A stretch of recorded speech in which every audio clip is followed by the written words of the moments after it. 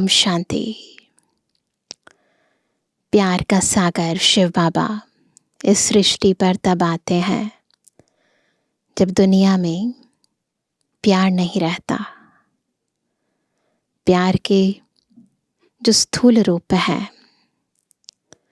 जो दुख देने वाले रूप हैं, जिसे हम मोह कहते हैं, अटैचमेंट कहते हैं, जिसमें मनुष्य आत्मा खुद को और दूसरे को जानबूझकर तो नहीं परंतु अनजाने में ही सही दुख देती है, परंतु सोचती है कि मैं प्यार कर रही हूँ। तो प्यार का ये जो स्थूल रूप जब मनुष्य आत्मा को दुख देने लगता है, दर्द का कारण बनने लगता है, जब इंसान प्यार के कारण रोने लगता है और दूसरों को रुलाने लगता है, तब वास्तव में शिव बाबा स्नेह सागर इस सृष्टि पर आते हैं और आत्माओं पर अपना सच्चा निस्वार्थ स्नेह बरसाते हैं। आत्माओं की जन्म जन्म की प्यास बुझाते हैं। उन्हें स्वयं मास्टर स्नेह सागर बनकर आत्माओं को सच्चा स्नेह कैसे करना है वो तरीका सिखाते हैं। आज की मुरली दुनिया के झूठे प्यार और बाबा के सच्चे प्यार में क्या अंतर है बहुत गहराई से बता रही है। सुनते हैं बाबा के मधुर महावाक्य। आज है 17 अगस्त 2024। बाबा के मधुर महावाक्य हैं, मीठे बच्चे, विनाशी शरीरों से प्यार ना करके अविनाशी बाप से प्यार करो तो रोने से छूट जाएंगे। अब सोचो रोना क्यों आता है? ज़रूर कोई ना कोई प्यार ऐसी चीज़ से है ना, ऐसे व्यक्ति से है जो विनाशी है, और विनाशी चीज़ आज नहीं तो कल धोखा तो देगी, और जब धोखा देगी तो रोना तो आएगा। इसलिए ज़रूरी है प्यार करें, पर किससे? प्यार के सागर से, अविनाशी पिता से। प्रश्न है, अनराइटियस प्यार क्या है और उसका परिणाम क्या होता है? उत्तर है, विनाशी शरीरों में मोह रखना अनराइटियस प्यार है।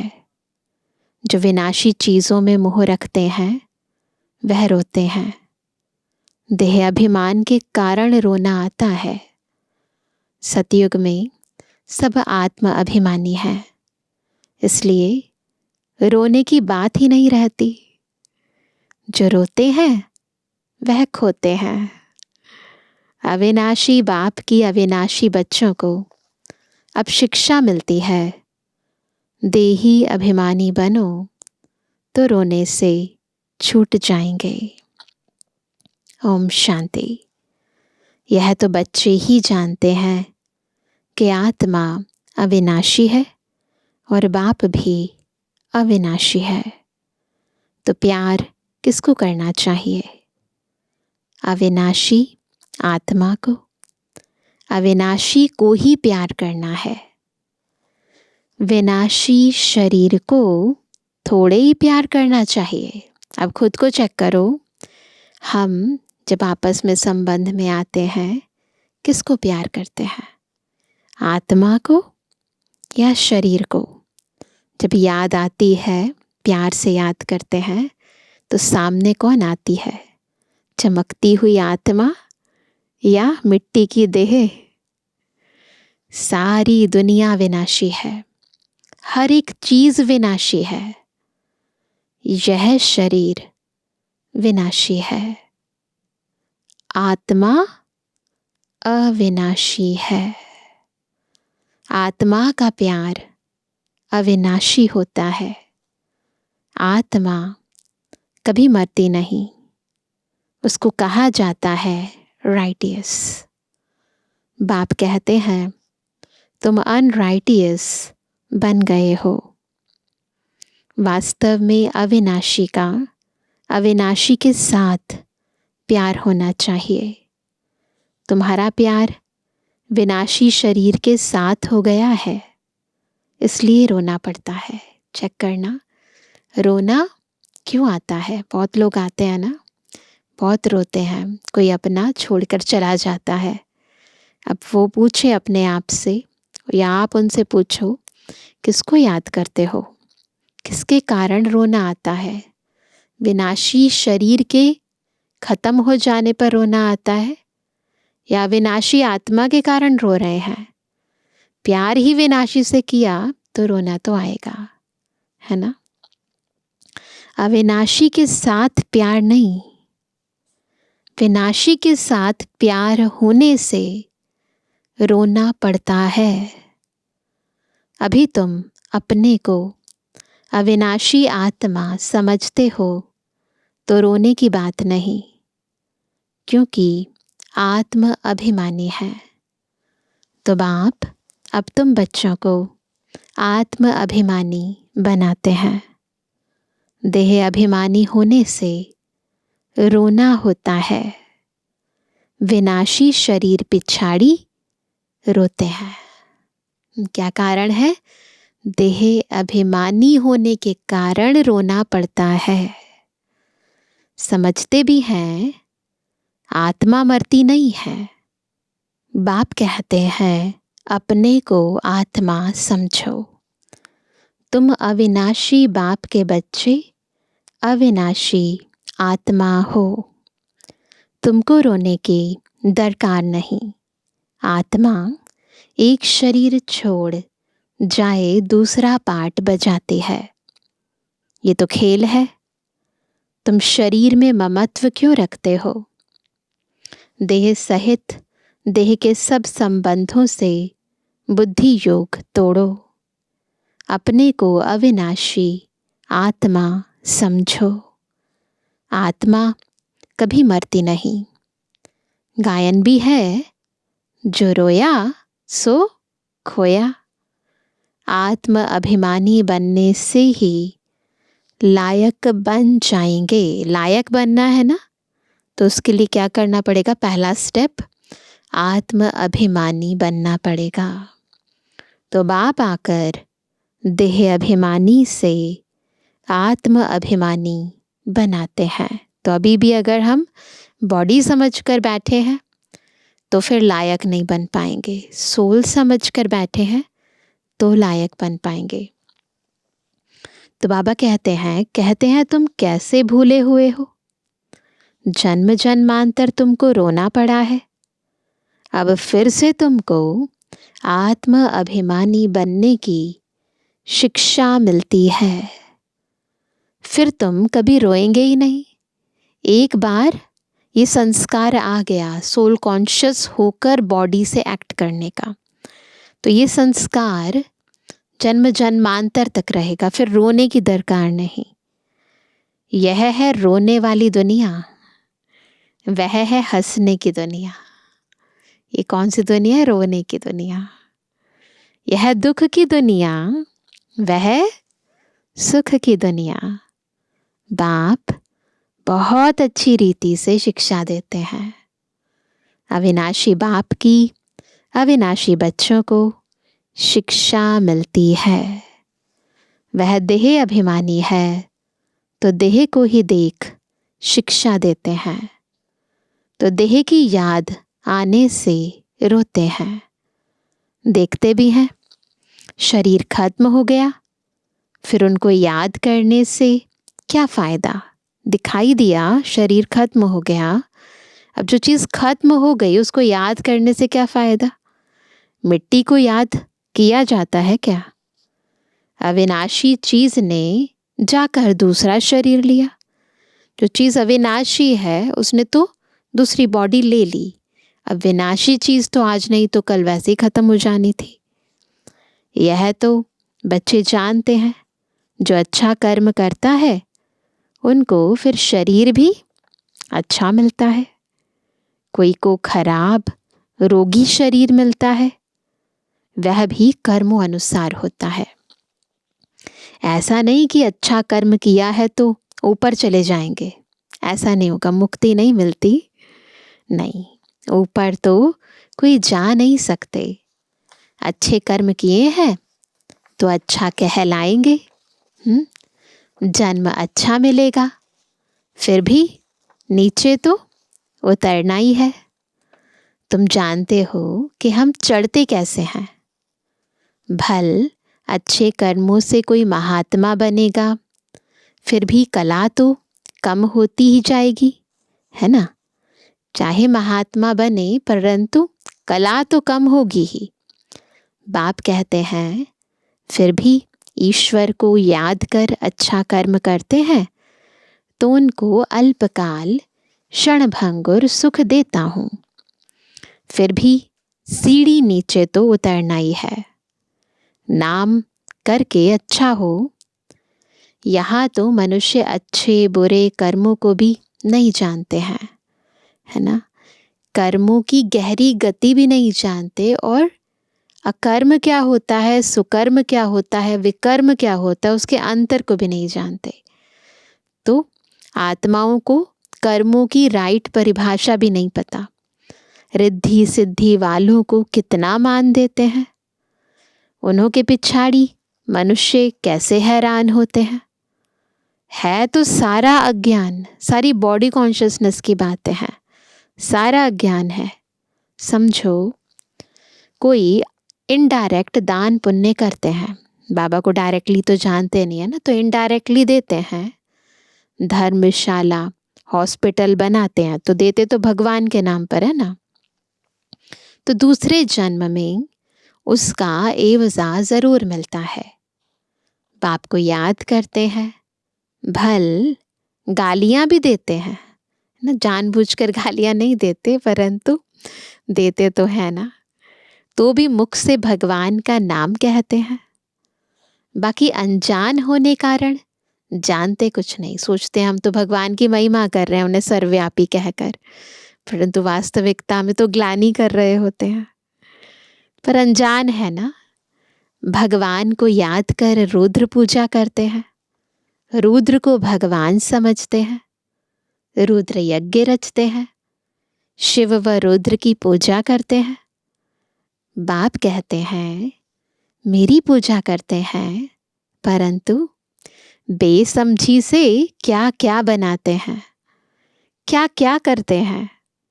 जितने मनुष्य उतने उन्हों के गुरु हैं।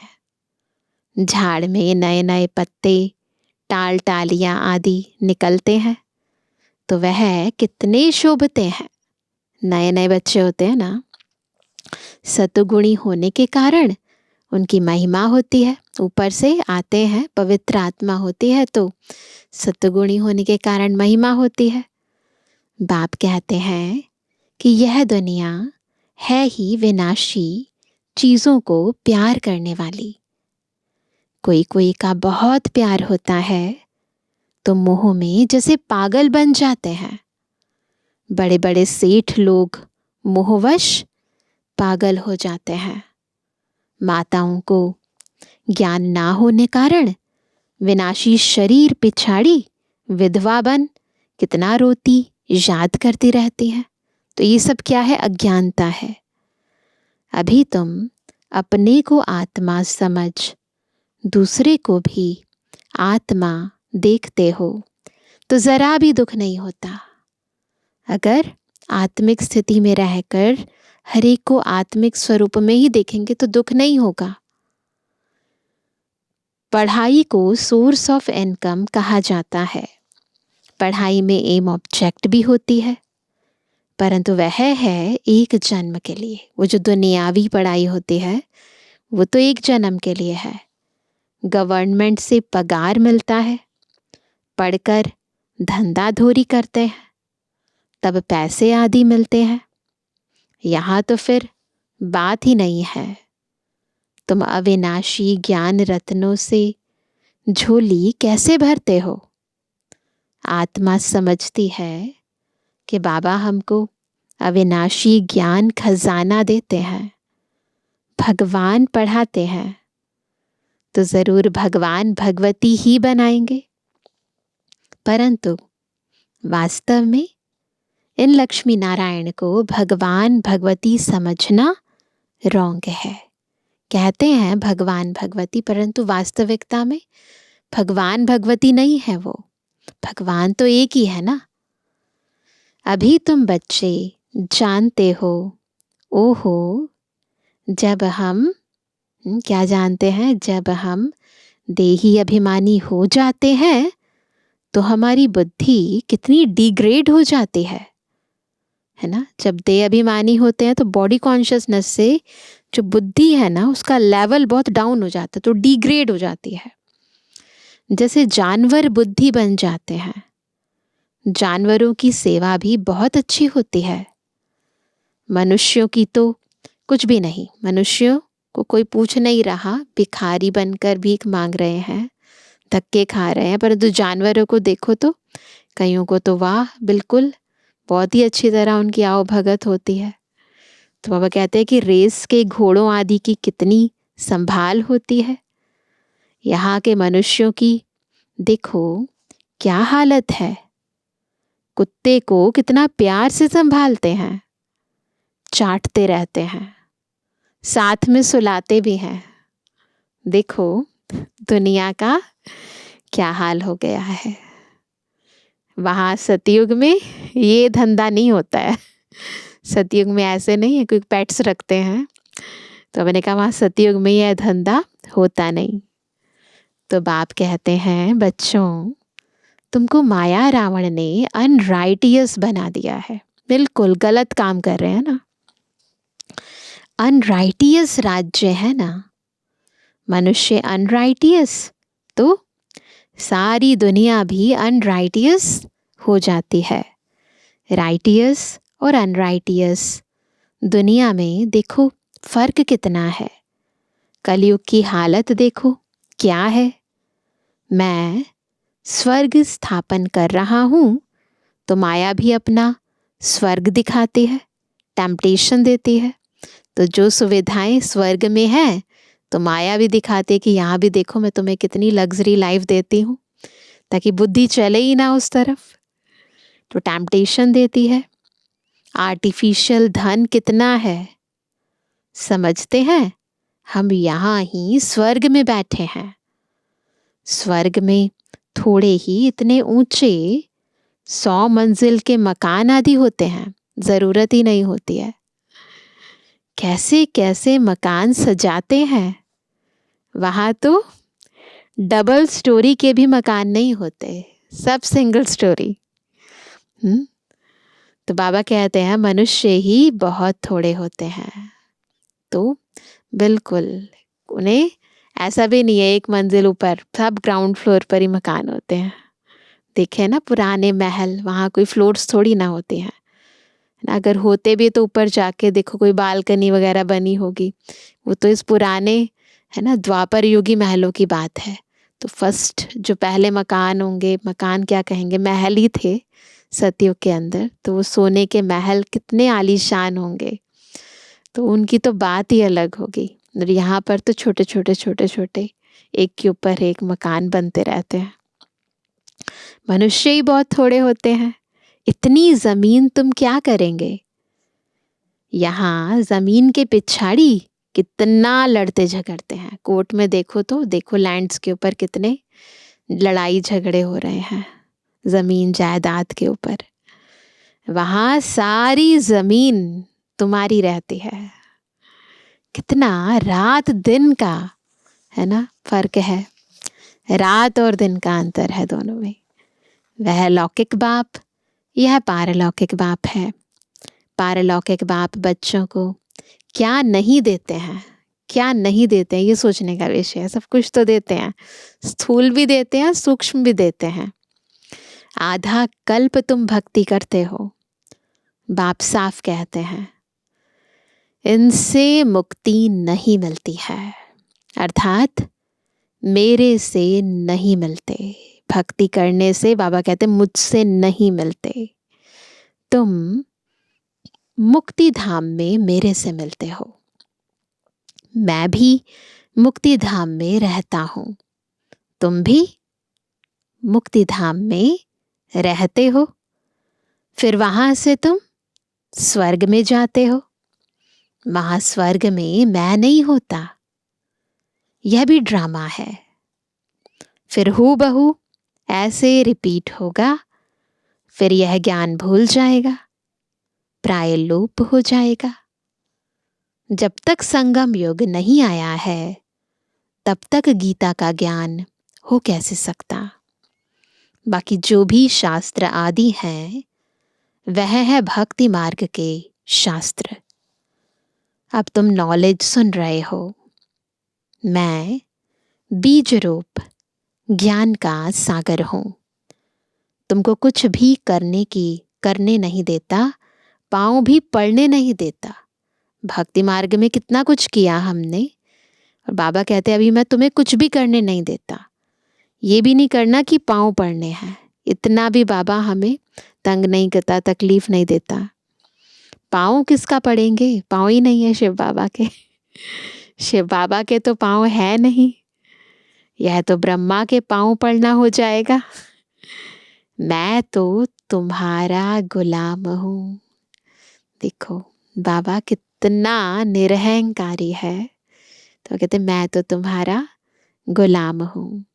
उनको कहते हैं निराकारी, निरहंकारी। सो भी जब वह एक्ट में आए तब तो निरहंकारी कहा जाए। इनको निराकारी तो है परंतु वो निरहंकारी है। खुद कहते हैं कि मैं तुम्हारा गुलाम हूँ, सेवाधारी हूँ। ये तो तब होना जब वो प्रैक्टिकल एक्ट में आए। बाप तुमको अथाह ज्ञान देते हैं। यह है अविनाशी ज्ञान रत्नों का दान। फिर जो जितना लेवे, अविनाशी ज्ञान रत्न लेकर फिर औरों को दान करते जाओ। इन रत्नों के लिए ही कहा जाता है एक एक रत्न लाखों का है। कदम कदम पर पदम देने वाला तो एक ही बाप है। हमारे हर कदम में हमें पद्मों की जो मिल्कियत देता है वो शिव बाबा है। संगम युग के हर संकल्प, हर बोल, हर कर्म, है ना, मनसा वाचा कर्मणा, हम जो कुछ भी करते हैं बाबा की याद में रहकर करते हैं, बाबा की श्रीमत प्रमाण करते हैं। उस हर एक कदम में हमें पद्मों की कमाई बाबा कराते हैं। तो वो बाबा कराते हैं। सर्विस पर बड़ा अटेंशन चाहिए। तुम्हारा कदम है, कदम क्या है, याद की यात्रा का। उनसे तुम अमर बन जाते हो। किससे अमर बनते हैं? जितना बाबा को याद करते हैं उतना आत्मा बिल्कुल अमरनाथ को याद करने से अमर बन जाती है। वहाँ मरने आदि का फिक्र होता नहीं। यहाँ तो टेंशन हो जाती ना, है मर ना जाए। वहाँ नहीं होती है टेंशन। एक शरीर छोड़ दूसरा लिया। मोहजीत राजा की कथा भी सुनी होगी, सुनाते हैं शास्त्रों में कि देखो उसको बताया उसने कि हाँ आपके बेटे ने शरीर छोड़ दिया, तो ना राजा को कोई मोह ना, रानी को कोई मोह ना, बच्चों को कोई मोह ना, प्रजा को कोई मोह। सब अपना अपना बता रहे हैं, सब ज्ञान युक्त है, किसी को कोई दुख नहीं है। तो बाबा कहते हैं कि वहाँ ऐसे ही मोहजीत होंगे, अटैचमेंट नहीं होगी, कोई रोना धोना नहीं होगा। यह तो बाप बैठ समझाते हैं। अब बाप तुमको ऐसा बनाते हैं। अभी की ही बातें हैं। रक्षाबंधन का पर्व भी मनाते हैं। रक्षाबंधन है ना परसों, तो बाबा याद कर रहे हैं। रक्षाबंधन का पर्व भी मनाते हैं। यह कब की निशानी है? कब भगवान ने कहा कि पवित्र बनो। जो रक्षा का बंधन बांधना यानी प्रतिज्ञा करना, कब बाबा ने प्रतिज्ञा कराई? यह मनुष्यों को क्या पता कि नई दुनिया कब, पुरानी दुनिया कब होती है? यह भी किसको पता नहीं। इतना कहते हैं कि अभी कलयुग है, सतयुग था, अभी नहीं है। पुनर्जन्म को भी मानते हैं। 84 लाख कह देते हैं तो जरूर पुनर्जन्म हुआ ना। निराकार बाप को सब याद करते हैं। वह है सब आत्माओं का बाप। वही आकर समझाते हैं। देहधारी बापू तो बहुत हैं, हाँ? जानवर भी अपने बच्चों के बापू हैं। उनके लिए तो ऐसे नहीं कहेंगे कि जानवरों का बाप, ऐसे नहीं कहेंगे। सतयुग में कोई कुछ किच्चड़ पट्टी होती नहीं। जैसा मनुष्य वैसा फर्नीचर होता है। तो जानवर भी ना सारे नहीं होंगे जो इतने कलयुग के अंदर हो गए हैं। रॉयल रॉयल थोड़े से जानवर होंगे, अच्छे अच्छे। वहाँ पंछी आदि भी फर्स्ट क्लास खूबसूरत होते हैं। सब अच्छी अच्छी चीज़ें होंगी। वहाँ फल कितना स्वीट बड़े होते हैं। फिर वह सब कहाँ चला जाता है? कहाँ चला जाता है? स्वीट से निकल कड़वाहट आ जाती है ना। मिठास खत्म हो जाती है और कड़वे बन जाते तो कड़वाहट आ जाती है। थर्ड क्लास बनते हैं तो चीज़ें भी थर्ड क्लास बन जाती है। आत्माएं भी थर्ड क्लास तो चीज़ें भी थर्ड क्लास। सतयुग है फर्स्ट क्लास तो सब चीज़ें फर्स्ट क्लास मिलती हैं। कलयुग में है थर्ड क्लास, सब चीज़ें सत्तो रजो तमो से पास होती हैं। तो सूक्ष्म का प्रभाव स्थूल पर पड़ता है। आत्मा की क्वालिटी डाउन होती है, बॉडी की क्वालिटी डाउन होती है, प्रकृति की क्वालिटी डाउन होती है, जीव जंतुओं की क्वालिटी डाउन होती है। तो आधार है हम आत्माएं। यहाँ तो कोई मज़ा नहीं है। आत्मा भी तमो प्रधान तो शरीर भी तमो प्रधान है। अभी तुम बच्चों को ज्ञान है, कहाँ वह कहाँ यह, रात दिन का फर्क है। बाप तुमको कितना ऊंच बनाते हैं, कितना ऊंच बनाते हैं, है ना। जितना याद करेंगे हेल्थ वेल्थ दोनों मिल जाएंगे। हेल्थ भी चाहिए सबको, वेल्थ भी चाहिए सबको, है ना। हैप्पीनेस तो होगी अपने आप ही, परंतु आधार क्या है इस समय की? बाबा की याद। बाकी क्या चाहिए? दोनों चीज़ों से एक नहीं होगी। अगर वेल्थ है हेल्थ नहीं है, हेल्थ है वेल्थ नहीं है तो हैप्पीनेस नहीं होगी। समझो हेल्थ है वेल्थ नहीं तो क्या काम के? पैसा भी तो चाहिए ना। गाते भी हैं पैसा है तो लाड का ना घूम कर आओ। सिंधी में कहते थे बच्चों को, अगर पैसा है तो जाओ घूम कर आओ। बच्चे समझते हैं भारत सोने की चिड़िया था। अभी सोना कहाँ, सोना चांदी तांबा गया। अब क्या है? अब तो कागज ही कागज है। कागज पानी में बह जाए तो फिर क्या होगा? पैसे कहाँ से मिलेंगे? तो गल जाएगा, खत्म। सोना तो बहुत भारी होता है, वह वहाँ ही पड़ा रहता है। आग भी सोने को जला ना सके। सोने की वैल्यू होती है। तो यहाँ सब दुख की बातें हैं। हर चीज़ ऐसी डिग्रेड हो चुकी है, सब दुख देने वाली है। वहाँ यह सब बातें होती नहीं। यहाँ इस समय अपार दुख है। बाप आते हैं। हाँ, कब आते हैं बाबा? बाप आते ही तब हैं जब अपार दुख है। कल फिर अपार सुख होगा। बाबा तो कल्प कल्प आकर पढ़ाते हैं। यह कोई नई बात थोड़ी है। खुशी में रहना चाहिए, खुशी ही खुशी। यह अंत की बात है। जब अंदर ना केवल एक बाबा की याद ही रहे और कुछ भी याद ना आए, क्योंकि दुख देने वाली ये देह है, ये दुनिया है, और सुख देने वाला केवल एक बाप है। तो जब अंत के अंदर एक बाप दूसरा ना कोई वाली स्थिति होगी तो अंदर की स्थिति क्या होगी? खुश, खुशी, बिल्कुल खुश। तो मैंने कहा खुशी ही खुशी, ये अंत की बात है। अतीन्द्रिय सुख। गोप गोपियों से पूछो कौन से हैं वो गोप गोपी? आप हो ना। पिछाड़ी में तुम बहुत अच्छी रीति समझ जाते हो। रियल शांति किसे कहा जाता है ये बाप ही बतलाते हैं। तुम बाप से शांति का वर्षा लेते हो, उनको सब याद करते हैं। बाप शांति का सागर है। बाप समझाते हैं, मेरे पास आ कौन सकते हैं? फलाना फलाना धर्म फलाने फलाने समय पर आते हैं, स्वर्ग में तो आ ना सकें। अभी साधु संत ढेर निकल पड़े हैं, दोनों की महिमा होती है। पवित्र है तो उनकी महिमा जरूर होनी चाहिए। तो महिमा का आधार क्या है? प्योरिटी। अभी नए उतरे हैं, ऊपर से नई नई आत्मा आती है, पवित्रता अपनाती है तो महिमा होती है।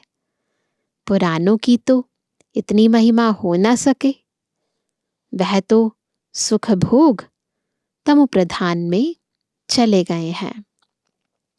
कितने ढेर गुरु किस्म किस्म के निकलते जाते हैं, इस बेहद के झाड़ को कोई जानते नहीं है। बाप समझाते हैं कि भक्ति की सामग्री इतनी है जितना झाड़ फैला होता है। न कितना झाड़ फैल गया है मनुष्य सृष्टि का। ज्ञान बीज कितना थोड़ा है। बीज को देखो और वृक्ष को देखो, दोनों में अंतर कितना है। तो ज्ञान इतना है और बाकी तो सारा इतना झाड़ फैल गया है। तो ज्ञान बीज कितना थोड़ा है, भक्ति को आधा कल्प लगता है। यह ज्ञान तो सिर्फ इस एक अंतिम जन्म के लिए है। ज्ञान को प्राप्त कर तुम आधा कल्प के लिए मालिक बन जाते हो। भक्ति बंद हो जाती है, दिन हो जाता है। अभी तुम सदा काल के लिए हर्षित बनते हो। इसको कहा जाता है ईश्वर की अविनाशी लॉटरी। उसके लिए पुरुषार्थ करना पड़ता है। ईश्वरीय लॉटरी और आसुरी लॉटरी में कितना फर्क होता है ना। माया की भी लॉटरी का आनंद ले लिया और बाबा की लॉटरी भी देख ली, दोनों में कितना अंतर है। अच्छा मीठे मीठे के जवानी बच्चों पे जुबानी बाप दादा का दिल जान सको प्रेम से नंबरवार प्रसाद अंसार यादगार और बनवानी। रूहानी बच्चों की रूहानी बाप दादा को गुड मॉर्निंग, नमस्ते नमस्ते नमस्ते। धारणा के लिए मुख्य सार। पहला, तुम्हारे याद के हर कदमों में पदम है, इससे ही अमर पद प्राप्त करना है। अविनाशी ज्ञान रत्न जो बाप से मिलते हैं उनका दान करना है। दूसरा, आत्म अभिमानी बन अपार खुशी का अनुभव करना है। शरीरों से मोह निकाल सदा हर्षित रहना है, मोह जीत बनना है। आज का वरदान है, हर घड़ी को अंतिम घड़ी समझ सदा रूहानी मौज में रहने वाली विशेष आत्मा भव। विशेष आत्मा कौन है? जो हर घड़ी को अंतिम घड़ी समझकर रूहानी मौज में रहती है। संगम युग रूहानी मौजों में रहने का युग है, इसलिए हर घड़ी रूहानी मौज का अनुभव करते रहो।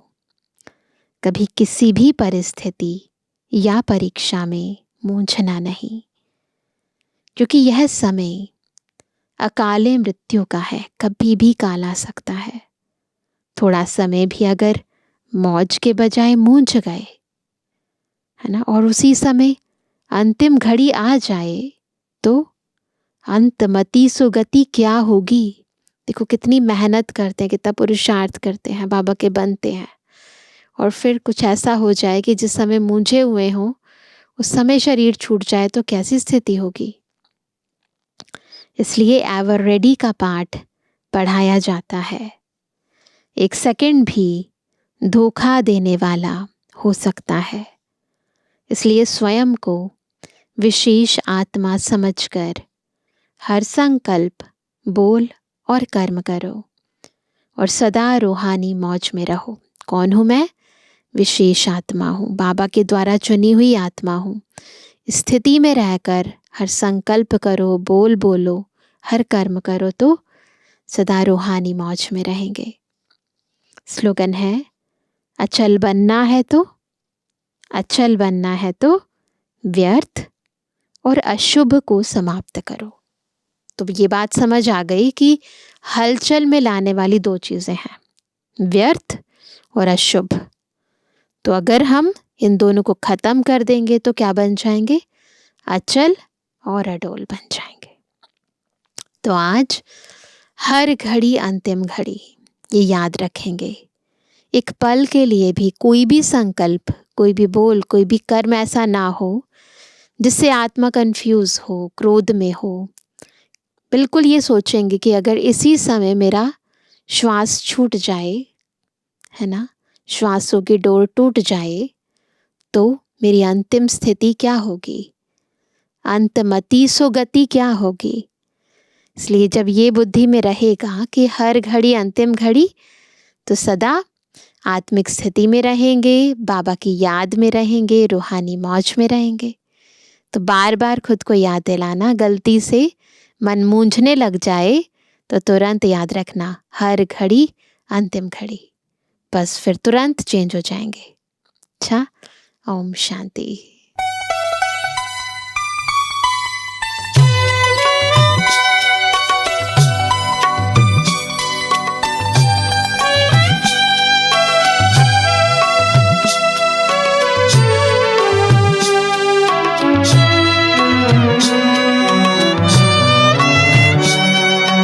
वक्त है कम लंबी मंजिल, तुम्हें तेज कदम चलना होगा।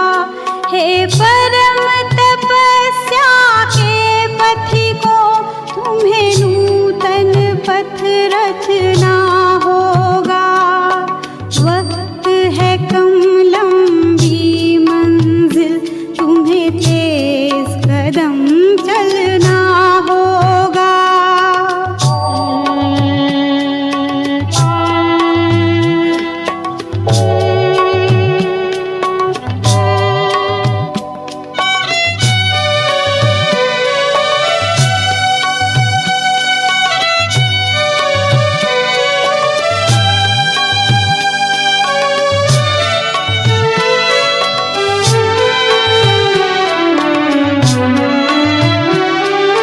जीवन के इस समरांगन में विजयी बनना आसान नहीं है साध्य, किंतु कुछ पल होंगे जिनका पहले से ज्ञान नहीं।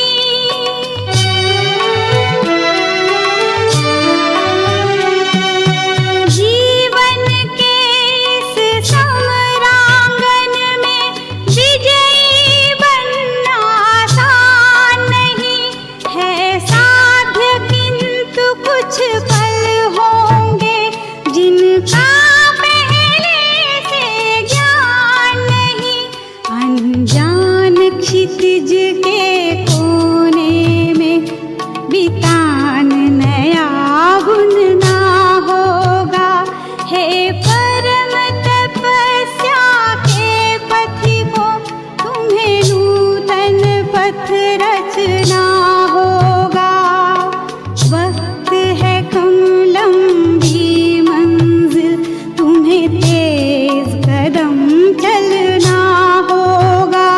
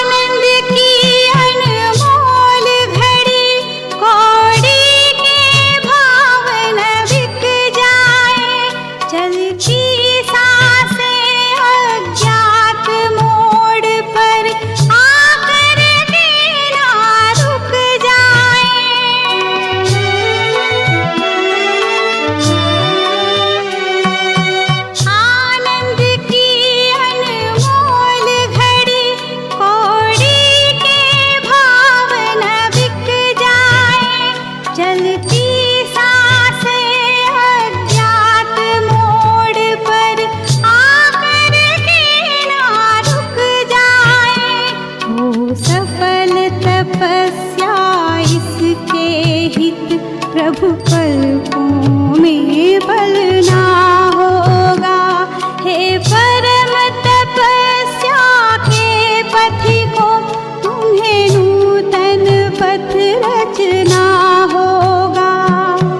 वक्त है कम लंबी मंजिल, तुम्हें तेज कदम चलना होगा। हे परम तपस्या के पथिकों, तुम्हें नूतन पथ रचना होगा।